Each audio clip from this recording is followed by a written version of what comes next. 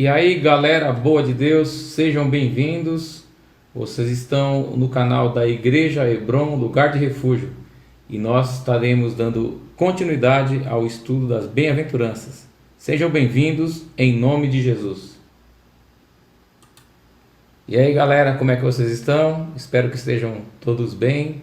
Se você ainda não fez inscrição no nosso canal, eu peço que você se inscreva, que você faça os comentários, que você acione o sininho para que você possa receber as notificações assim que nós postarmos algum vídeo no nosso canal.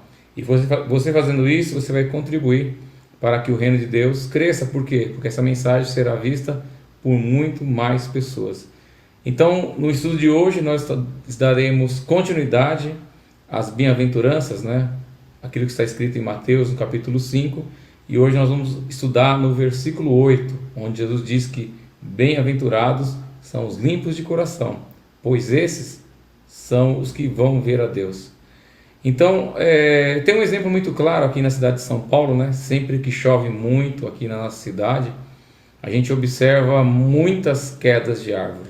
E aí os biólogos, né, o pessoal da prefeitura vai estudar os motivos pelos quais a árvore veio abaixo, porque a árvore caiu, e eles chegam à seguinte conclusão: por causa da precipitação do grande volume de água, né, nas chuvas de verão que cai aqui em São Paulo, as copas das árvores ficam carregadas de água, ficam pesadas e elas acabam caindo. E qual é o motivo?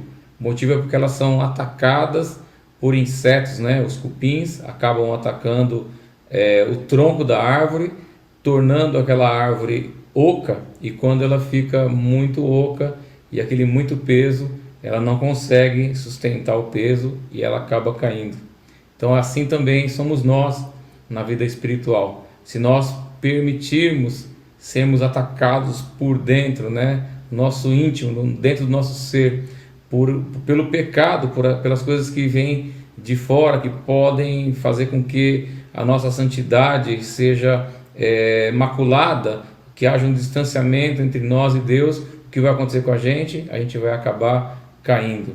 Então, de todas as bem-aventuranças que nós estudamos, esse versículo 8 vai mostrar o que? A maneira mais clara onde a pessoa pode entrar no reino dos céus.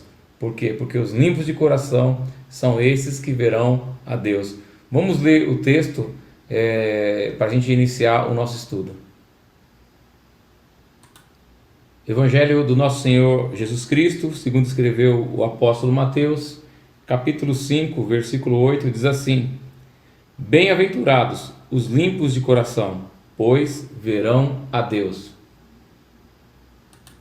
Então a gente vê nessa passagem, a gente vê nessa afirmação, o nosso Senhor Jesus Cristo ensinando que bem-aventurados, felizes são aqueles que são puros de coração. Por quê? Porque são esses que vão ver a Deus, esses verão a Deus. Participar de uma instituição religiosa, participar de reuniões religiosas, nada disso garante que nós iremos receber essa bem-aventurança, receber essa promessa, receber essa bênção de ver Deus. Quem é que vai ver Deus? Jesus está falando, aqueles que têm o coração puro, são esses que vão ver a Deus.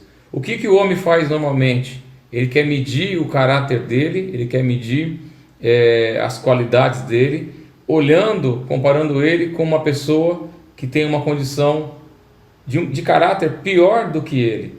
Porque ele fazendo assim, ele se sente vitorioso, ele se sente melhor. Então nós temos esse hábito de medir a gente por aqueles que são mais fracos do que a gente.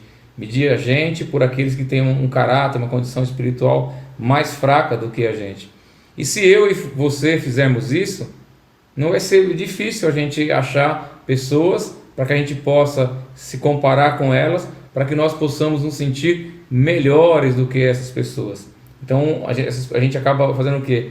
Medindo o nosso caráter por pessoas que têm um caráter pior do que a gente. E quando a gente faz isso, facilmente encontraremos alguém que tem um caráter pior que a gente. Alguém que mente demais, alguém que rouba demais, alguém que engana demais, alguém que é violento demais. Então a gente tem esse hábito de apontar o erro nas pessoas para que nós possamos sobressair, para que nós possamos ser melhores do que as pessoas. Mas quando nós fazemos isso, nós demonstramos que nosso coração não é um coração puro, não é um coração limpo. A gente vai ver nas bem-aventuranças que é uma sequência, né? Um reconhecimento de ser pobre em espírito, um reconhecimento de chorar diante das nossas misérias, um reconhecimento de ser manso diante das pessoas, um reconhecimento de ter sede e fome de justiça. E quando nós temos esse reconhecimento, preenchemos isso na nossa vida, reconhecemos que somos miseráveis e precisamos da graça de Deus, nós acabamos usando um outro padrão de medida. A gente não acaba nos comparando com as demais pessoas, porque nós temos uma régua, nós temos uma referência, nós temos um norte a quem nós temos que nos comparar. Então a gente não pode fazer isso, comparar com outras pessoas, porque facilmente você vai se achar santo demais, facilmente você vai se achar justo demais. Lembra daquele fariseu que orava a Deus no templo? Eu não sou como esse publicano, eu não sou como os outros homens, roubadores, enganadores. Eu dou os meus dízimos, eu faço as minhas orações, eu faço os meus jejuns. Então, quando eu me comparo com outra pessoa, eu acabo usando a medida errada, acabo usando a régua errada. Lembra que Jesus ele eleva sempre a vara do salto em altura ainda mais alto? O sarrafo está num ponto ainda mais alto. Então, exige de mim e de você, para ser cidadão do reino dos céus, ter essas 4 características: de ser pobre em espírito, de ser manso, de chorar, de ser humilde.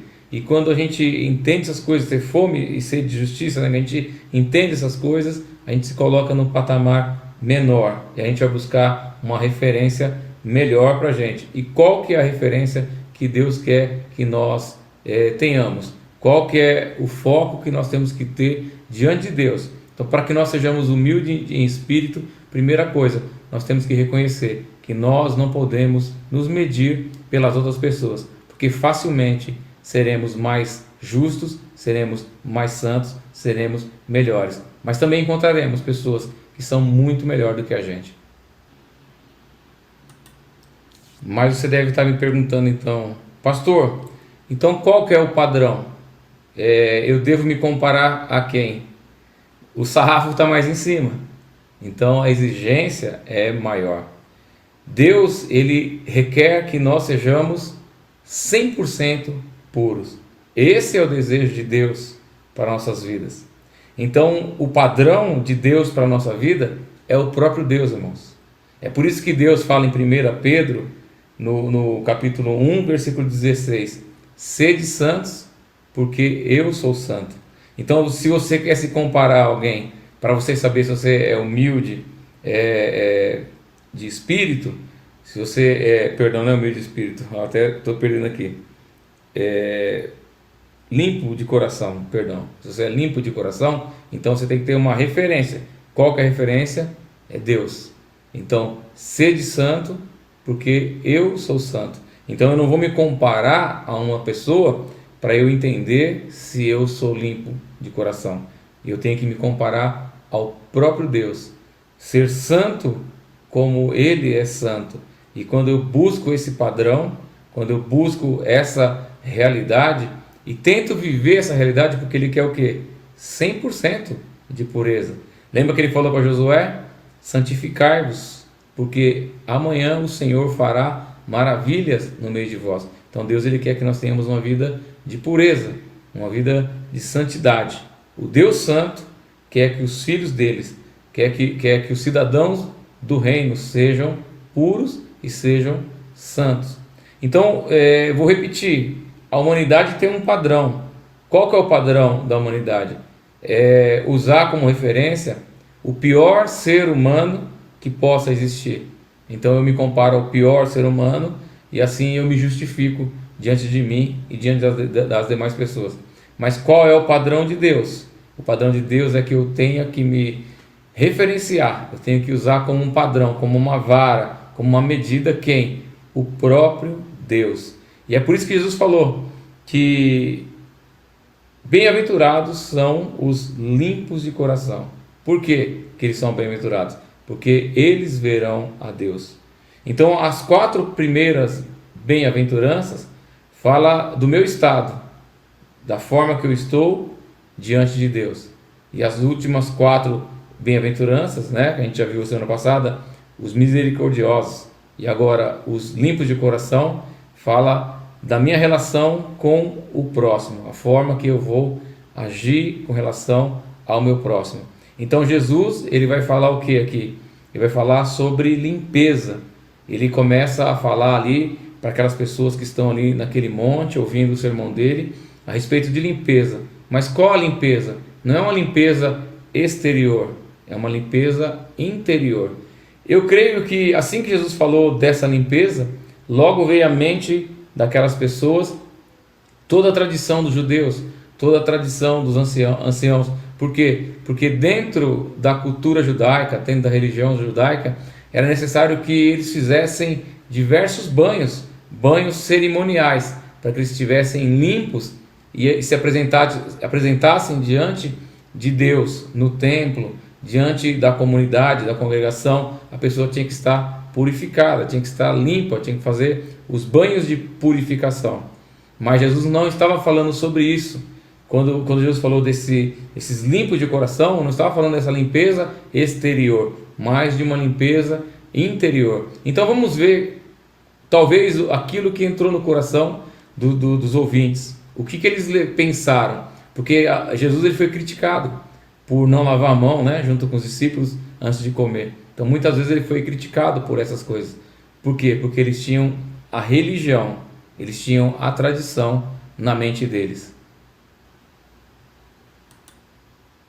Então quando Jesus falou que bem-aventurado eram os limpos de coração, que eles veriam a Deus, muito provavelmente os ouvintes lembraram dos tanques de purificação. Esse aí é um mikvê ou mikvá. Esse, por um acaso, fica aqui no Brasil, na Bahia. Foi encontrado há alguns dias, conta a história dos judeus aqui no Brasil e está sendo alvo de estudo, porque a gente vê ali os azulejos portugueses. Então aparentemente é uma coisa antiga, da época da colônia, Brasil colônia, quando os judeus já começaram a vir para o Brasil, né, como os cristãos novos. E a gente lembra também do tanque de Siloé, onde eles faziam as lavagens e as purificações. Então as mulheres, após estarem menstruadas, isso aí ficava dentro de casa, né, elas iam se lavar aí, as pessoas que ficavam enfermas iam se lavar para ficar novamente purificado. E quando ia para o templo, se lavava lá no tanque de Siloé para poder entrar no templo. Então eu mostrei para vocês aí, né, esse tanque de purificação que toda a casa judaica tinha. Eu até encontrei alguns tanques da época, né, mas eu preferi colocar esse, que é um tanque que está aqui numa residência aqui na Bahia, no Brasil, e está sendo fonte de estudos. Então o que Jesus estava enfatizando? Que a pureza, ele enfatizava, ele ensinava que a pureza, que a limpeza mais importante não era a exterior, mas era a limpeza interior, um coração limpo, um coração puro. E a religião ensinava essas lavagens cerimoniais, esses banhos cerimoniais, e as pessoas achavam que estavam limpas para servir a Deus, para ver Deus, para estar diante de Deus. Mas na verdade o interior delas, a gente vai ver isso, Jesus sempre falando com os fariseus e com os escribas, que eles tinham sim rituais, que eles tinham sim tradições interessantes, mas que as atitudes do coração deles, aquilo que a boca falava, né, porque o coração estava cheio, não estava alinhado com aquilo que eles ensinavam, com aquilo que eles pregavam. Então a ênfase de Jesus é: bem-aventurados são os limpos de coração, porque eles verão a Deus. Por quê? Porque essa limpeza interior, ela vai refletir na limpeza exterior. E é isso que Deus espera de mim e espera de você. E essa limpeza que Jesus falava era algo muito importante. Por quê? Porque são essas pessoas que têm o coração limpo, são elas que vão encontrar com o Senhor, são elas que vão ver o Senhor. O salmista, no Salmo 24, ele vai falar a respeito dessa pureza de coração. E também outra coisa que estava muito na mente daqueles homens, porque eles frequentavam a sinagoga e havia a leitura da palavra do Senhor na sinagoga, com certeza eles referenciaram lá no Salmo 24, no versículo 3 e versículo 4. Então Deus, ele quer o quê? Que nós sejamos limpos de coração para que nós possamos chegar diante de Deus. Então nós vamos ler o que o salmista diz no Salmo 24. Salmo 24, versículo 3. É uma pergunta. Quem escreveu esse salmo foi Davi. E ele pergunta o seguinte: quem subirá ao monte do Senhor? Ou quem poderá permanecer no seu santo lugar? Aí a palavra do Senhor responde: aquele que é limpo de mãos e puro de coração, que não entrega a sua vida à mentira e nem jura com engano. Então o salmista pergunta, né, quem é que vai ver Deus, quem é que vai permanecer diante de Deus? E a palavra de Deus responde: aqueles que têm as mãos limpas, aqueles que têm o coração puro. Então essa limpeza que Deus exige, que Deus quer que os seus filhos tenham, é uma limpeza interior, é uma mudança interior, tendo as mãos limpas e tendo o coração puro. Então é uma limpeza de mente e é uma limpeza de coração. E nós temos que buscar essas coisas. E naquela época, o que eles viviam? O judaísmo ensinava o quê? Tradições e rituais. Então eu já disse que Jesus até achou bacana, enfatizou que a forma que eles viviam dentro das tradições e dos rituais era bacana, mas havia um grande problema. Eles negavam a misericórdia, eles negavam a justiça, eles negavam a fé, a paz. Então o que acontecia? Eles tinham um exterior limpo, mas eles tinham um interior contaminado. Então a gente observa que esta bem-aventurança, bem-aventurados, né, do versículo 8, bem-aventurados os limpos de coração, porque são esses que verão a Deus. Então esta bem-aventurança, ela traduz o quê? O anseio, o desejo de todo ser humano, de todo homem. Todo homem tem um desejo no coração. Toda a humanidade tem um desejo no coração. E qual que é o desejo? Qual que é o maior anseio da humanidade? Qual que é o maior desejo que o homem tem no coração? É ver Deus, irmão. É ver Deus. Então, aqui nós vemos Jesus falando o quê? Que o cristão, esse que é o bem-aventurado, que reconheceu o seu estado de miséria, que chora as suas misérias, que não se põe em contenda, mas vive uma vida de mansidão, que tem sede e fome de justiça. Ele se torna uma pessoa misericordiosa e ele se torna uma pessoa limpa de coração. Então essa pessoa limpa de coração vai alcançar o maior desejo da humanidade, que é ver Deus. Louvado seja o nome do Senhor. Glória a Deus. Então essas 4 primeiras bem-aventuranças vão despertar no homem o quê? Um anseio, né? Um desejo de alguma coisa, de uma necessidade. Qual que é o anseio desse desejo e dessa necessidade? Ter o reino de Deus, né? Possuir a terra, receber consolo, ser satisfeito. Agora que eu já possuí a terra, agora que eu já possuí o reino, agora que eu encontrei consolo, agora que eu sou saciado, que eu sou satisfeito, agora esse cristão passa a ter mais uma necessidade. E qual que é a necessidade que esse cristão passa a ter? Ele passa a ter a necessidade de agir com misericórdia, ele passa a necessidade de ser uma pessoa pacificadora. E quando ele age com misericórdia, quando ele se torna uma pessoa pacificadora, isso faz somente uma coisa na vida dele: faz com que ele possa ver Deus, porque o coração dele se torna um coração limpo. Então, tendo esse coração limpo, nós vamos encontrar com Deus, nós vamos ver Deus. Louvado seja o nome do Senhor. Muitas vezes parece que nós estamos participando de uma festa, a fantasia, né? Nós colocamos as nossas máscaras e vamos à luta, né? Vamos enfrentar a vida. Vamos à igreja, vamos fazer as coisas que a gente acha que devem ser feitas. Mas na verdade não é um exterior. A verdade, a limpeza é uma limpeza interior. E é isso que o Senhor quer que nós façamos, é isso que o Senhor quer que nós tenhamos. Então muitas vezes nosso coração está corrompido, muitas vezes nós estamos usando máscaras para que nós possamos enganar as pessoas, mas nós podemos até enganar as pessoas, mas não enganamos a Deus. Nos nossos bailes a fantasia, né?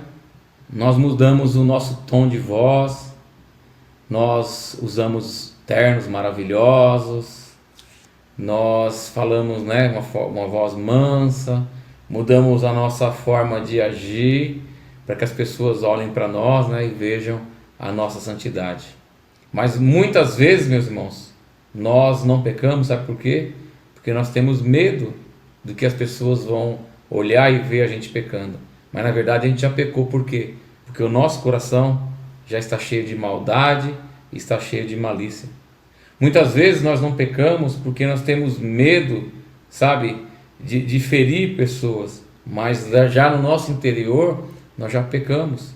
Já no nosso interior nós já estamos com o nosso coração totalmente contaminado. Por quê? Qual que é a principal preocupação da religião? É a conduta, é a ética, é a moral. Então a gente se esconde atrás da conduta, da ética e da moral, para que as pessoas olhem para nós e vejam a nossa santidade, e vejam a nossa justiça, mas o nosso coração está impuro, o nosso coração está cheio de maldade, o nosso coração está cheio de malícia. Davi, ele entendeu que nós temos que ter uma dependência total do Senhor. Então você pode falar assim: eu vou conseguir mudar, eu vou conseguir vencer. Não, não vai conseguir mudar e não vai conseguir vencer. Só tem uma forma de você mudar, só tem uma forma de você vencer. É você realmente reconhecendo que você precisa de Deus. É realmente você pensar e imaginar: eu preciso que Deus me transforme.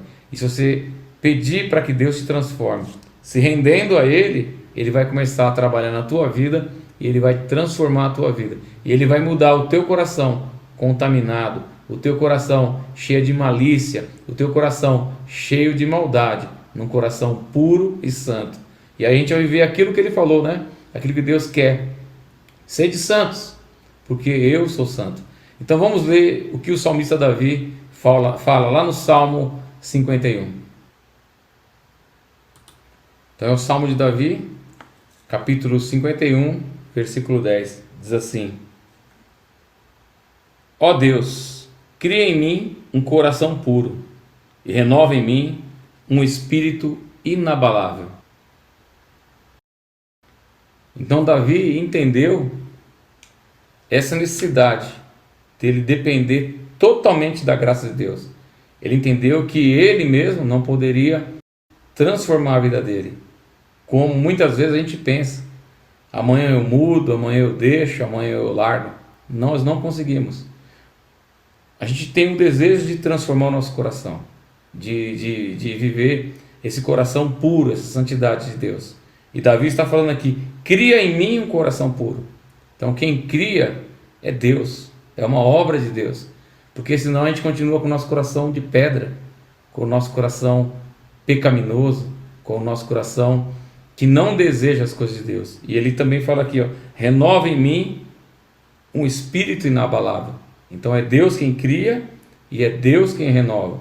Então nós entendemos que nós somos dependentes totalmente da graça de Deus. Sem essa graça de Deus, nós não conseguiremos jamais ter esse coração limpo, sermos limpos de coração, para que nós possamos ver a Deus. Então nós temos que pedir como Davi pediu, reconhecendo: Senhor, eu dependo da tua graça, eu dependo que o Senhor crie em mim esse espírito inabalável, que o Senhor crie em mim esse coração puro, porque senão, meu irmão, eu e você não vamos conseguir ver a Deus. Mas o que é ter um coração puro? Ter um coração puro é ter um coração pleno para a glorificação do nome de Deus.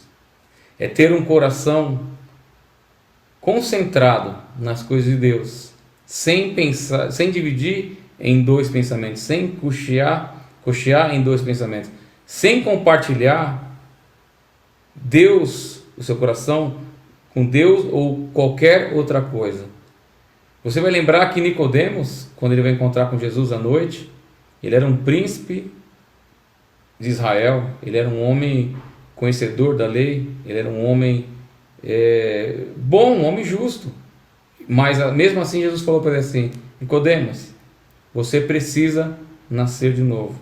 Então nós precisamos nascer de novo. Então ter esse coração puro é o quê?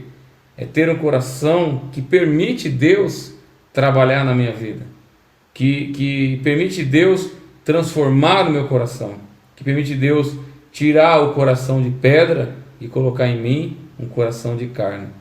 É permitir que Deus me transforme, é permitir que Deus mude a minha vida. O apóstolo Paulo, escrevendo em Romanos, no capítulo 7, no versículo 19, ele fala que o bem que eu quero fazer, esse eu não faço, mas o mal que eu não quero fazer, é esse que eu faço. Por que isso acontece? Porque o nosso coração é enganoso, porque o nosso coração, ele milita contra as coisas de Deus. O coração, ele é o centro das nossas vontades, e as nossas vontades nunca está alinhada com a vontade de Deus. Só existe uma forma da nossa vontade estar alinhada com a vontade de Deus: é a gente se entregando a Deus, é a gente permitindo que Deus trabalhe na nossa vida, é a gente permitir que Deus mude a nossa vida, que Deus mude o nosso coração, que Deus mude o nosso caráter. Vamos ver o que Jesus falou a respeito do coração, e vamos ver também o que Jeremias falou a respeito do coração, para não ficar só nas minhas palavras.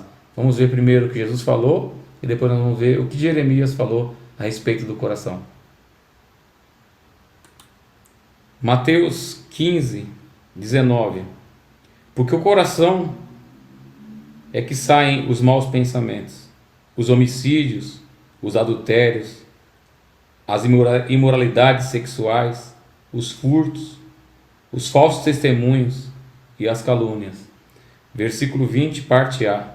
São essas coisas que tornam o homem impuro.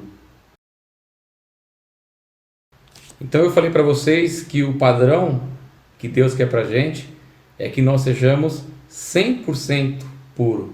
Mas sabe qual é o grande problema? É que ninguém tem a pureza de coração que nós precisamos ter. Mas e agora? O que nós vamos fazer para que a gente possa ter esse coração 100% puro? Então eu já falei, nós vamos depender da graça e da misericórdia de Deus. E nós vamos caminhar em 4 passos para que a gente possa entender como é que nós vamos conseguir obter esse coração puro que Deus espera da gente, para que nós possamos vê-lo. Porque eu repito, não existe homem algum que tenha esse coração 100% puro, como Deus quer que nós tenhamos. Então vamos ver o primeiro passo, aquilo que Jeremias nos ensinou. Vamos ler lá aquilo que Jeremias falou a respeito do coração. Livro do profeta Jeremias, capítulo 17, versículo 9. O coração é enganoso e incurável, mais que todas as coisas. Quem pode conhecê-lo? Então o profeta Jeremias diz que o coração é enganoso e é incurável. Quem pode conhecê-lo? Então a primeira coisa para que eu possa ter esse coração puro, para que eu possa ver a Deus, é o reconhecimento. Qual o reconhecimento? Que o meu coração é enganoso, que meu coração é incurável. E quando eu reconheço isso, eu entrego a minha vida a Deus. Eu entrego a minha vida a Deus. E entregando a minha vida a Deus, eu vou me arrepender. Então, primeiro passo, reconhecimento. Segundo passo, arrependimento. Quando eu me arrependo que meu coração é enganoso, quando eu me arrependo que meu coração não é incurável, eu começo a depender de Deus. E eu dependendo de Deus, Deus ele começa a trabalhar na minha vida. Então eu vou falar para o Senhor: Senhor, o Senhor tem a permissão de trabalhar na minha vida, o Senhor tem a permissão de transformar o meu coração. E aí a gente vai para o terceiro passo, é a entrega. Então o primeiro passo é o reconhecimento, o segundo passo é o arrependimento, o terceiro passo é a entrega. E quando eu me entrego a Deus, eu começo a caminhar com o Senhor. E quando eu começo a caminhar com o Senhor, aí eu entro no quarto passo: conhecer a Deus. Então eu reconheço que meu coração é enganoso. Eu me arrependo porque eu tenho um coração enganoso. Aí eu me entrego a Deus e permito que Ele trabalhe na minha vida. A partir do momento que eu entrego a Deus e permito que Ele trabalhe na minha vida, eu começo a conhecer a Deus. E a partir do momento que eu começo a conhecer a Deus, eu começo a ser limpo, começo a ser purificado. Lembra que Jesus falou lá em João 17:17, que nós somos purificados pela palavra do Senhor. Então, a partir do momento que eu começo a conhecer a Deus através da palavra, porque a palavra de Deus ela é comparada pelo apóstolo Paulo como um espelho. E quando eu olho para o espelho, o que acontece? Eu vejo que o meu cabelo está desorganizado, eu vejo que a minha roupa está torta, eu vejo que a minha maquiagem, né, o meu batom está mal passado, eu vejo que o meu brinco não está combinando com a cor do meu cabelo, com a cor dos meus olhos, e eu vou me ajustar. Então, quando eu olho para esse espelho, que é a palavra de Deus, eu começo a olhar para o meu interior, começo a olhar para o meu coração, um coração cheio de adultério, um coração cheio de corrupção, um coração cheio de engano, um coração cheio de mentira. Então eu reconheço que eu sou assim, eu me arrependo por ser assim, eu me entrego a Deus e peço para que Ele transforme a minha vida nessa entrega. E nessa entrega eu passo a conhecer a Deus. E a partir do momento que eu passo a conhecer a Deus, Deus começa a trabalhar na minha vida, começa a me purificar, começa a me limpar. E essas coisas, esses 4 passos vão fazer com que eu veja Deus, porque eu me tornarei um feliz, eu me tornarei um abençoado, eu me tornarei um bem-aventurado. E bem-aventurado são os limpos de coração, porque são esses que verão a Deus. Então vamos pedir para que Deus trabalhe no nosso coração, mude o nosso coração, para que nós possamos ver a Deus. Amém? Então a gente termina aqui esse estudo. Quinta-feira a gente vai dar continuidade nas bem-aventuranças. E eu quero pedir para você que me acompanhou até agora, que você escreva aí: Senhor, limpa o meu coração. Tá? Você coloca no comentário: Senhor, limpa o meu coração. Sabe por quê? Eu estou fazendo esse teste direto com os irmãos. E são poucos os irmãos que têm escrito e respondido. Talvez você tenha até visto que alguém escreveu alguma coisa e você não entende. Foi isso que eu pedi. Então hoje, nesse estudo dos limpos de coração, você vai escrever: Senhor, limpa o meu coração. Vamos orar um minutinho? Pai poderoso, Pai santo, é no nome do Teu Filho Jesus Cristo que nós apresentamos as nossas vidas nas Tuas mãos, Senhor. Entendemos sim que somos falhos, que somos pecadores, que somos carentes e dependentes totalmente do Senhor, ó Pai.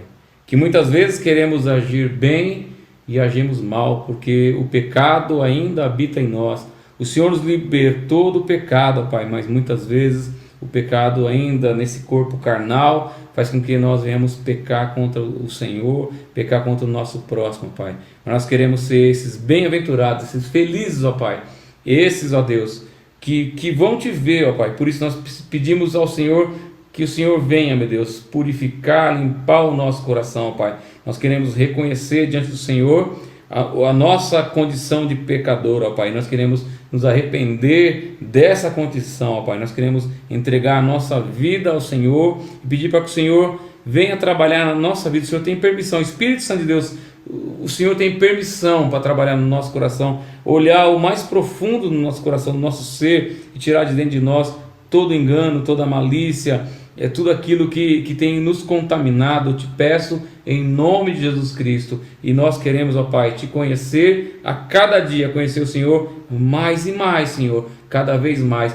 Nos purifica, meu Pai, através da Tua palavra, porque a Tua palavra, meu Deus, tem poder de salvação, de purificação, ó Pai. Nós Te agradecemos, ó Pai, por esta oportunidade desse estudo, ó Pai. Nós pedimos que o Senhor continue, meu Deus, nos abençoando e nos dando novas oportunidades, Pai, para que nós possamos continuar, meu Deus, nesses estudos, ó Pai, e aprender mais e mais do Senhor, ó Pai. Eu Te peço, meu Pai, em nome de Jesus Cristo. Amém e amém, Jesus.